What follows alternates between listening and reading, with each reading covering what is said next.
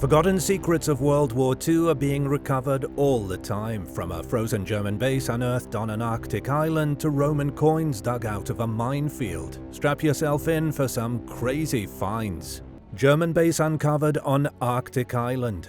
What in the world were the Germans doing in the Arctic? A shocking discovery has given us a glimpse into the bizarre world of frozen Nazis. Russian researchers recently discovered the remains of a place called Schatzgräber. With a name like that, could it be any more German? It's a hidden World War II base on Alexandra Land, an Arctic island over 650 miles north of the Russian coast. Originally built in 1943, this base was part of a network of weather stations meant to give the German military an edge. Let's be honest, launching an invasion is tough when your tanks get stuck in a snowdrift. It may have been a fully functioning base at one point, but 7 decades of brutal Arctic conditions haven't been kind to it. The main wooden bunkhouse has been reduced to a pile of splinters under the weight of ice and snow. Even so, the Russian research team from the Arctic National Park in Archaeologists has managed to document over 600 artifacts at the site. These include military equipment, weapons, and enough old food cans to start your own bottle depot.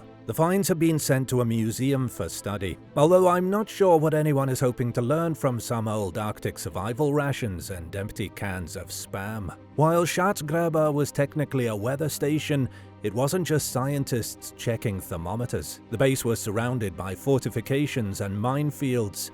It was still a Nazi base and fortified itself accordingly. One of the biggest discoveries here was an emergency airstrip used in 1944 when the base had to be evacuated. And why did they have to abandon ship, so to speak? Because the station's personnel ate contaminated polar bear meat and got violently sick. Talk about food poisoning. The downfall of this secret German base was a bad Arctic barbecue. Among the artifacts found at the emergency airstrip were the remains of tents, equipment, fuel drums, and even 1941 German signal flares. There were also old batteries, smoke bombs, and radio equipment. It was a minefield of artifacts that would make most war historians foam at the mouth. Despite wild speculation over the years that Schatzgräber might have been some kind of secret Nazi treasure hoard or advanced weapons site, researchers found no evidence that it was anything more than a high-security weather station. A weather station that just happened to have landmines, rifles, and emergency evacuation flights. The discovery of Schatzgräber offers a fascinating glimpse into one of the more unusual parts of World War II.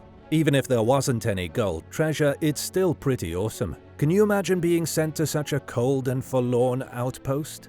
World War II bomb turns Paris upside down.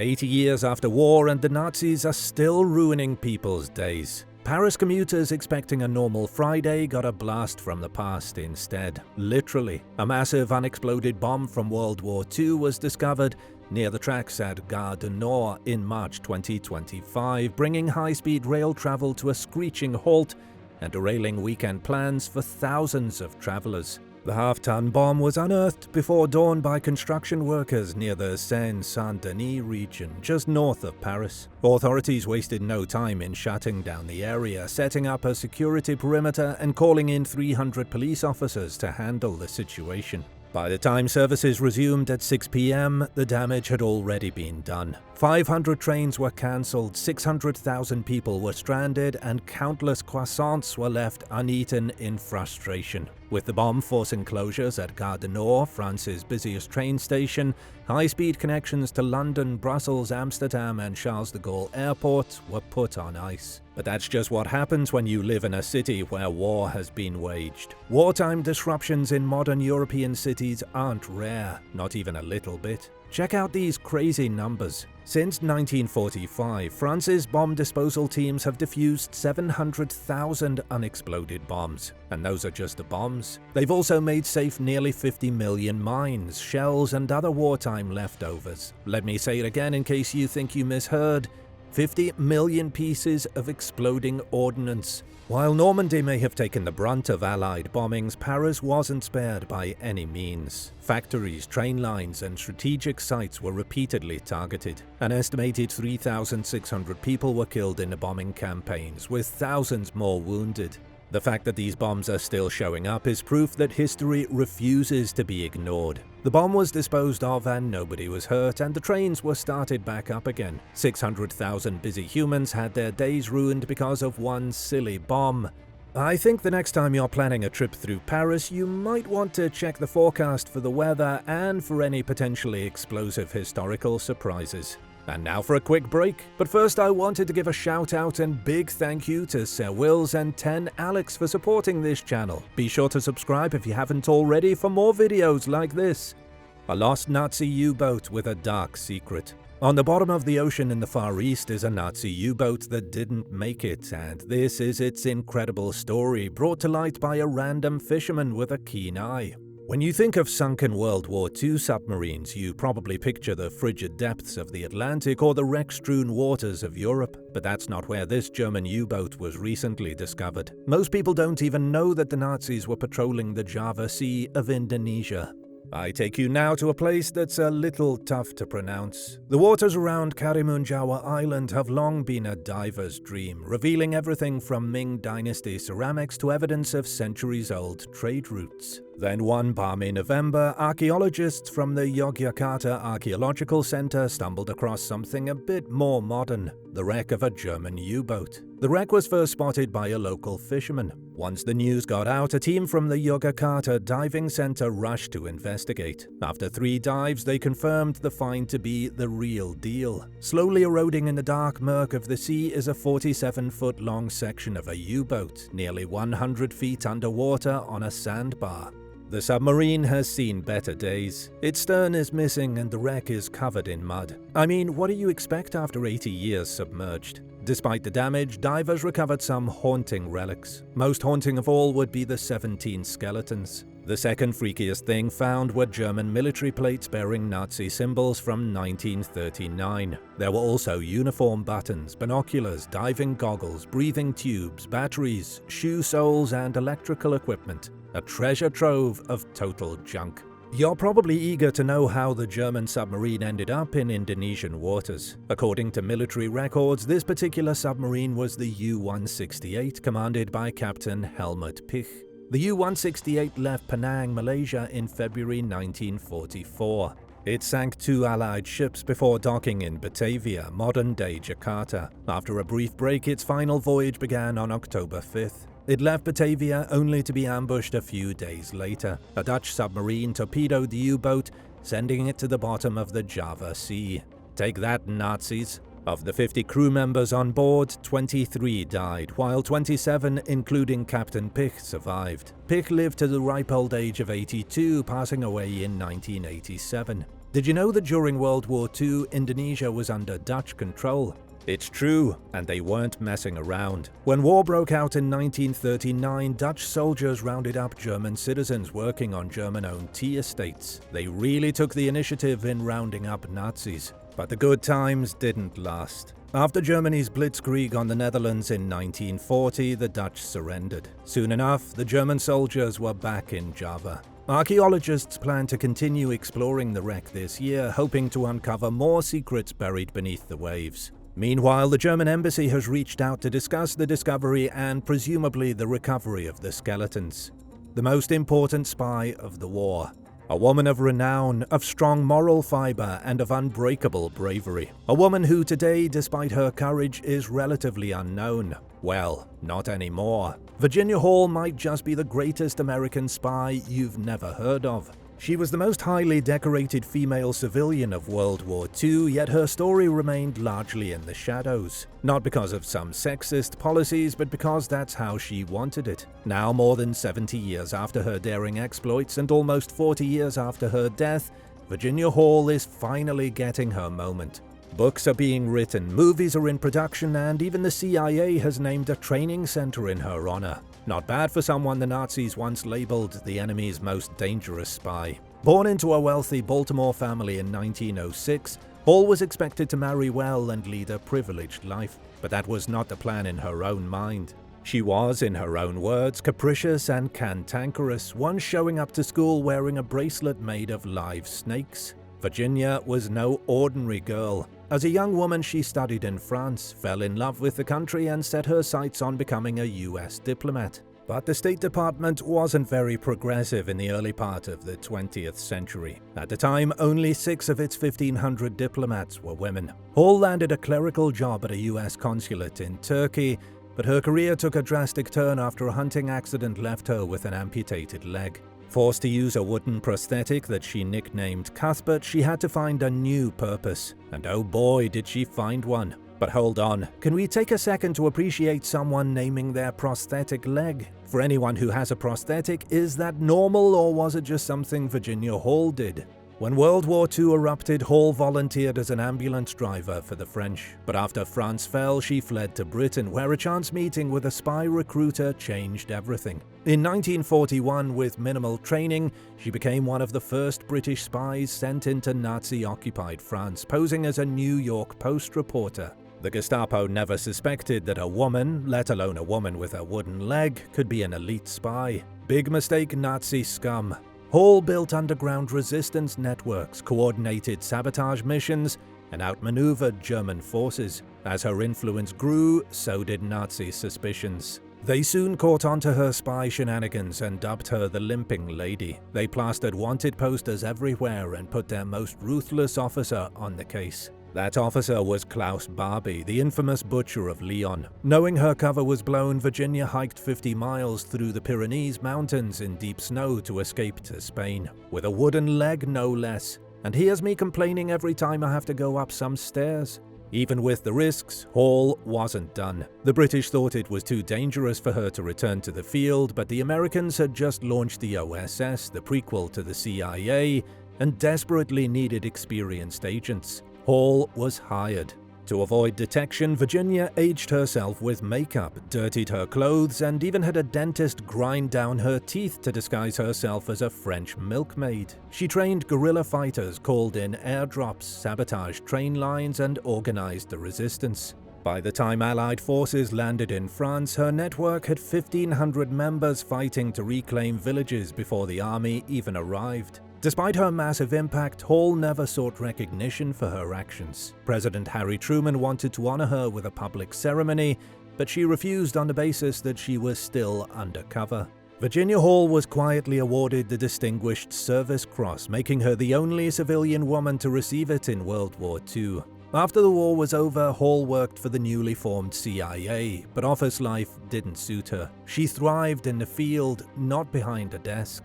Facing gender discrimination and bureaucratic politics, she retired in 1966 and lived out the rest of her days in quiet anonymity. After all these decades in which Hall's story remained confined to intelligence circles, she's finally in the spotlight. Thanks to books like A Woman of No Importance, her legacy is emerging in the American limelight. New CIA recruits are also training in her footsteps at the Virginia Hall Expeditionary Center. She may have been dismissed as unimportant early in life, but history tells a different story. Virginia Hall wasn't just important, she was unstoppable. Who's your favorite spy from World War II? Let me know in the comments. The shocking story of a man and a cave. For 77 years, the story of Marine Private First Class John Quinn Jr. remained frozen in time, until a determined group of American and Japanese volunteers picked up their shovels and rewrote his ending. In 1945, just days after the bloody Battle of Okinawa, Quinn entered a cave looking for souvenirs. He never came out of it. Now, thanks to the efforts of a Japanese non-profit called Kuentai USA, which is dedicated to recovering World War II remains, an international team of volunteers is searching that cave to bring Quinn home at last. Quinn, a 19-year-old Marine reservist from the 29th Marine Regiment, stepped into the cave, which was once a Japanese field hospital, on June 29, 1945. What happened next was the stuff of wartime nightmares. There was an ambush by Japanese holdouts hiding deep inside the cave. Quinn was killed, and another Marine private, John Hartman, rushed in to rescue him, only to meet the same fate. Outside, fellow Marines heard gunshots, then silence. When the Japanese refused to surrender, the Americans sealed the cave, trapping everyone inside and condemning them to certain death. If any of the Marines had been alive once the cave was sealed, so was their fate. No one touched the cave again until 1951. The American Graves Registration Team reopened the cave and recovered 19 sets of remains, all Japanese. No Quinn, no Hartmann. Then in 1977, Japan's Ministry of Health and Welfare pulled out another 100 sets of remains. Still, the two Marines were missing. Just how many freaking skeletons were hiding in this spooky cavern? In April 2022, Yukari Akatsuka and Yusan Kurata with Quenta USA launched their first dig at the site, attracting 100 volunteers, including US service members and Japanese Self-Defense Force troops. 10 bags of wartime artifacts and 2 bags of human remains were recovered, including large leg bones that could belong to Quinn or Hartmann. Then in July 2022, they returned for more digging. This time 130 volunteers descended into the fragile tunnels, clearing debris and trying not to collapse the cave on themselves. My palms are getting sweaty just talking about it. As they dug, retired Marine Matthew Small suddenly called out, "I found a bone. I think it's a finger." Alongside the possible human remains, the team also unearthed teeth, American coins, vials of morphine, watches, bullets, and even a grenade. The dig had officially turned into a World War II time capsule. For Quinn's sister Audrey Ponzio and brother Gerald Quinn, the wait has been long and painful. Quinn was the oldest of 7 siblings, working at a butcher shop before the war and even asking to be paid in meat to feed his family. "He was a terrific kid," Ponzio said. "My mother's heart was broken." When Gerald later joined the Marines in 1955, it was to honor his brother's memory. Now at 87 years old, he finally got the chance to visit the cave where his brother was slain, though not physically. It was a virtual tour. During the excavation, volunteers video called him inside the tunnel. Even virtual, it was an emotional moment. Gerald was taken through the dark, spooky halls of Earth where his brother thought he was finding treasure, only to find bullets. Now the team is pushing for the Japanese government and US Defense Department to collaborate on DNA testing to confirm the remains. The site is currently guarded by the Japanese government, and researchers hope they're one step closer to identifying Quinn and Hartmann. Do you think any of these bones will turn out to belong to the brave American soldiers? 500,000 ghost coins found. Some people find spare change under their couch cushions, and they use that spare change to buy oodles of candy at the corner store. Others, they stumble upon 500,000 rare World War II ghost coins in an old warehouse. Now what do you spend those on? In August 2024, a discovery in Japan's Kyoto sent historians and collectors into a frenzy. Over 500,000 ghost coins, also known as Maburishi coins, were unearthed at a former factory site in Higashiyama Ward. Employees of Shofu Kogyu Company Limited found these long-lost ceramic relics packed in 15 wooden boxes inside an old company warehouse. The manager summed up the moment perfectly, saying, "There are unexpected things in unexpected places." Well said, manager. Well said. Okay, but who in the heck has even heard of ghost coins? What were these things? During World War II, Japan faced a severe metal shortage. Most of their metal was being funneled into weapons and ammunition. You know, for all the shooting and the bombing. With traditional minting materials in short supply, the government got creative and started making ceramic coins. Shofu Kogyo, originally a porcelain ornament manufacturer, was ordered to switch gears and start producing money. The 1-cent ceramic coins featured Mount Fuji on one side and cherry blossoms on the other, a patriotic nod to Japan's identity and resilience. More than 15 million ghost coins were made in Kyoto, Arita, Seto, and Osaka, but there was one small problem. None of them ever made it into circulation. Japan's hoard of ghost coins vanished in a single night. The ceramic coins were intended to be a temporary solution to the no-metal problem, but by the time they were ready to be used, World War II was over. Japan surrendered on August 15, 1945, and suddenly ceramic currency was about as useful as monopoly money. To avoid economic confusion, the government ordered the destruction of all ceramic coins. Many were crushed and discarded, leading to their eerie nickname, but apparently some missed the chopping block. Since most of these coins were thought to be destroyed, finding 500,000 intact pieces is a collector's dream. It's like finding a whole box of Luke Skywalker figurines still in the packaging. The Japan Mint has acquired the coins for historical preservation, adding them to its collection in Osaka. The Mint Museum in Osaka now has them on display, with guided tours explaining their history. The exhibit will also travel to Saitama and other cities, ensuring that the public gets a glimpse of this long-lost wartime artifact. In recognition of this massive historical find, Takami Tetsuo, president of Shofu Incorporated, was honored with a ceremonial display case of 100 coins, a fitting tribute to the company's unexpected role in wartime economics. While these ceramic coins technically have no monetary value, their historical significance is off the charts. How much would you pay for one Japanese ghost coin?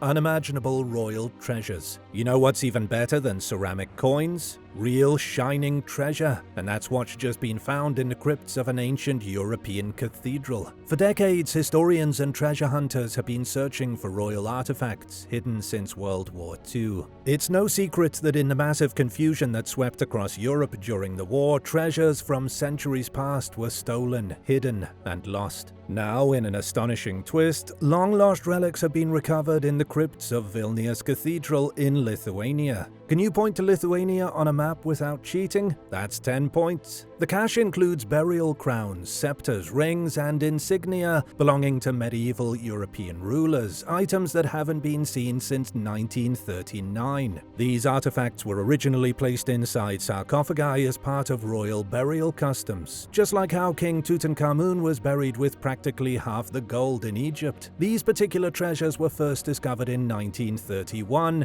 during post-flood cleaning at the cathedral. They were displayed briefly, but when World War II broke out in 1939, authorities hid them for safekeeping. They hid them a little too well because after the war, nobody could find them again. It's like when you hide Easter eggs a little too well and randomly find one melted in the middle of summer. The treasures include amazing pieces of history, such as a crown belonging to Alexander Jagiellon, King of Poland and Grand Duke of Lithuania in the 15th century. There was another crown belonging to Elizabeth of Austria, along with a ring and a medallion. And lastly, a crown and scepter associated with Barbara Radziwiłł, who died in 1551 and was the wife of Sigismund II Augustus. The treasure may have been lost, but it's not as if no one searched for it. For years, researchers attempted to locate the missing objects without success. Then, in September 2024, a team of historians and archaeologists took another look at the cathedral's crypts.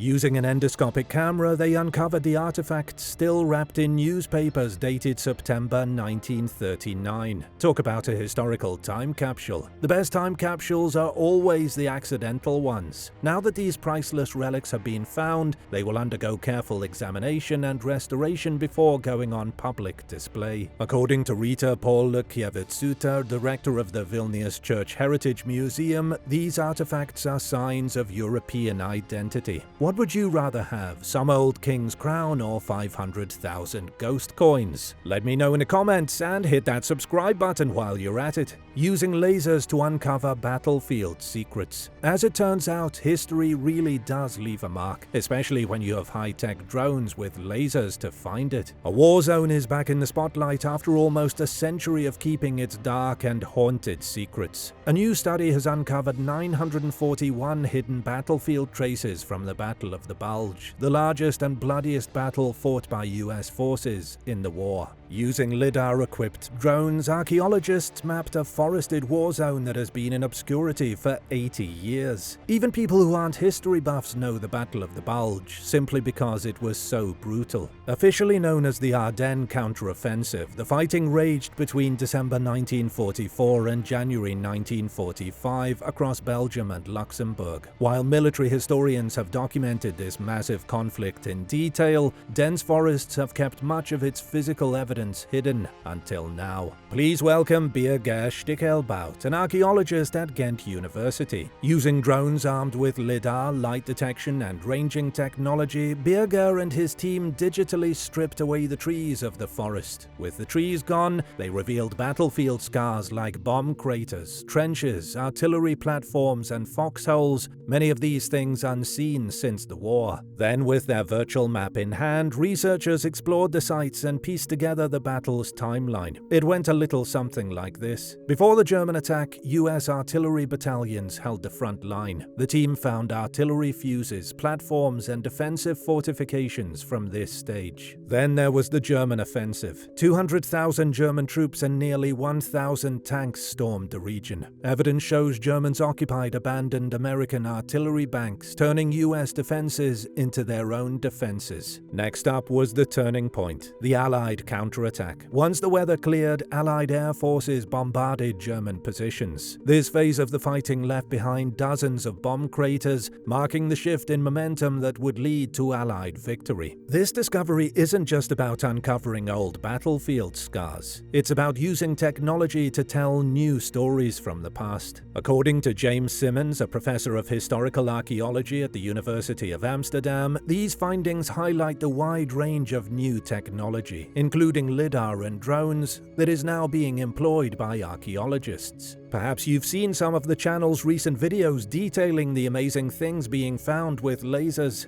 If not, go check it out after this. As drone and LiDAR technology advance, you can expect even more revelations from long-lost battlegrounds. From World War II's dense forests to ancient battle sites buried under modern cities, laser-equipped drones are rewriting history, one scan at a time. Wartime discoveries during wartime. In what can only be described as accidental archaeology, metal detectorists in Ukraine recently unearthed something amazing. A relic of war found during a modern war by soldiers disarming a bomb. This find was huge. 8 British Hawker Hurricane fighter planes were discovered buried in a ravine near Kyiv, where they'd been hiding for nearly 80 years. Experts think they were hidden on purpose by the Soviet Union to dodge a hefty war bill. Alright, now let's get down to how all of this even happened. This unexpected find took place after an unexploded World War II bomb was located and defused in a forest ravine outside Kyiv. Just to be safe, metal detectorists checked the area for more unpleasant surprises, but what they found wasn't unpleasant at all. Beneath the soil lay the rusted remains of 8 British-made Hurricanes, fighter planes that played a crucial role in helping defeat Nazi Germany. Unfortunately, none of the planes were in fighting shape. The wrecks were carefully excavated by volunteers and donated to Kyiv's Oleg Antonov State Aviation Museum, where they will be preserved and put on display. I'm more curious about how they ended up in Ukraine in the first place. War historians say that in World War II, 3,000 Hawker Hurricanes were sent to the Soviet Union as part of the Lend-Lease program, an arrangement where the US paid for the planes and the Soviets returned or paid for any still intact after the war. This would have been a good deal if the Soviet Union was trustworthy, but they weren't. Instead of fessing up that they had 8 planes to pay for, they stripped them for parts like someone might strip a house of copper wire. Then the Soviets dumped them into a ravine, erasing them from their books. That's certainly one way to avoid paying your bills. Hey, you want to know a bit more about the Hawker Hurricane? This thing was the unsung hero of the war. While the Supermarine Spitfire gets all the glory, the truth is that the Hawker Hurricane shot down more than half of the enemy aircraft destroyed during the Battle of Britain. What's your favorite war machine from World War II? Are you more into the planes, the tanks, or the ships? Roman coins in a forgotten minefield. Worlds are colliding. 2 historical time periods have smashed into one another totally by happenstance. Roman coins from 2,000 years ago were found in a World War II minefield from 80 years ago. Hey, who would win in a fight? A legion of Roman soldiers or a platoon of Nazis?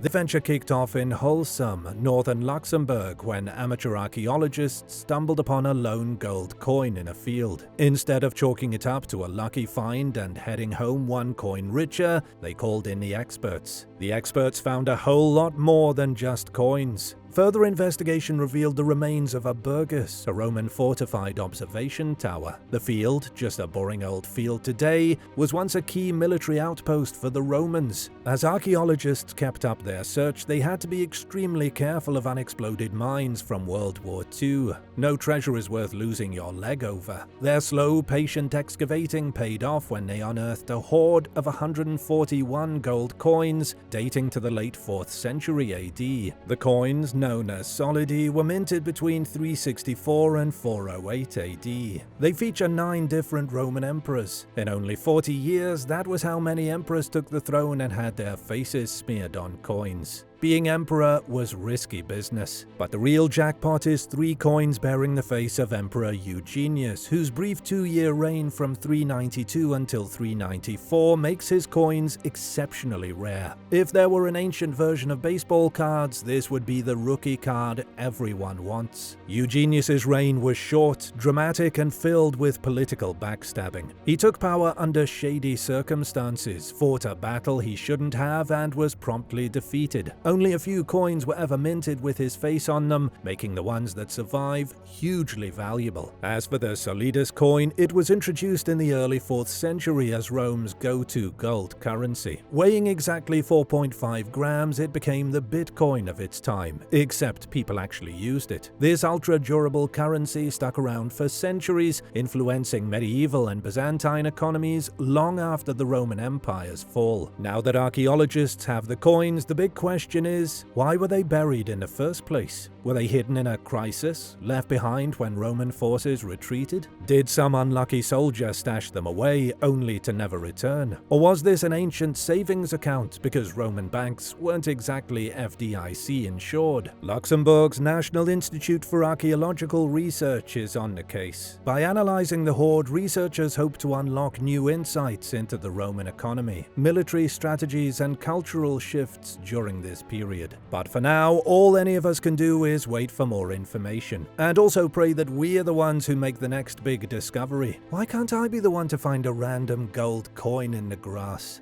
Do you have any cool World War II memorabilia? If so, tell me about it in the comments. Thanks so much for watching, and be sure to hit that subscribe button. See you again soon.